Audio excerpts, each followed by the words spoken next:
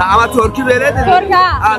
Türkçe konuşmuş verir. Siz sual eleyim ben deyim. Sualemin ki kefenle kefen umedit. Bəli, mən bugün gəlmişəm rəhbərimi bədrağa eləyəm xanəyə əbədisinə. Bədrağa eləyəm o sərfəraz şəhidini. Bədrağa eləyəm.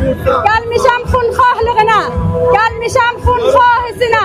Gediyəm qatillərinə. Ta nəfəs varım. Ta can varım. Özüm, uşağım, malim, darı nədarim fədaya rəhbərimdir. Qərar edib biz fəda olaq rəhbərimizə. Vəli o keşvərə fəda oldu. Mən burada tamamı dünyaya deyirəm. İranda, xaricdə, hər yerdə vardılar. Tamamı insanlara deyirəm. Bilsinlər, hər bir İrani min İranidir. Hər bir nəfərin öldürə minlər İrani beylər. Hər kəsi ki bizdən kəmala çox yaşayacaq.